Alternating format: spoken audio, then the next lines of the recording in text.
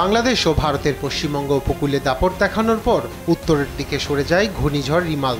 শক্তিশালী এই ঘূর্ণিঝড় সরে গেলেও এর প্রভাবে প্রচণ্ড বৃষ্টি হয়েছে ভারতের বিভিন্ন স্থানে। এতে বিপর্যস্ত ভারতের উত্তর পূর্বাঞ্চল। অতিরিক্ত বৃষ্টিপাতের ফলে এই অঞ্চলের 4 রাজ্যে দেখা যায় ভূমিধস। এতে করে বেড়ে চলেছে হতাহতের সংখ্যা।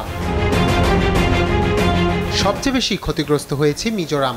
সর্বোচ্চ প্রাণহানি হয়েছে এই রাজ্যে এবং এখানে মৃতের সংখ্যা আরও বাড়বে বলে আশঙ্কা করছে কর্তৃপক্ষ। এর মধ্যে রাজ্যটির আইজল জেলায় একটি পাথরের খনি ধসে অনেকের মৃত্যু হয়, আর আশ্রয় কেন্দ্রে আশ্রয় নিয়েছে কয়েক হাজার মানুষ। ভারী বৃষ্টি আর ঝড়ো বাতাসে আসামে মারা গেছেন কয়েকজন, আহত হয়েছেন অন্তত 18। এছাড়া নাগাল্যান্ড এবং মেঘালয়েও ঘটে হতাহতের ঘটনা। তবে ত্রিপুরায় হতাহতের ঘটনা না ঘটলেও ঘর ছাড়তে বাধ্য হয়েছে 7 শতাধিক বাসিন্দা। উত্তর পূর্ব সীমান্ত রেলওয়ের ইয়ার্ডের মধ্যে জলবদ্ধতার কারণে বাতিল করা হয়েছে অনেক ট্রেন। একই সঙ্গে এ অঞ্চলের 8টি রাজ্যের সড়ক, রেল, বিদ্যুৎ ও ইন্টারনেট ক্ষতিগ্রস্ত হওয়ায় স্থবির হয়ে পড়েছে স্বাভাবিক জীবনযাত্রা। রায়হান কবির শুভ্র, নিউজ ডেস্ক, দেশ টিভি।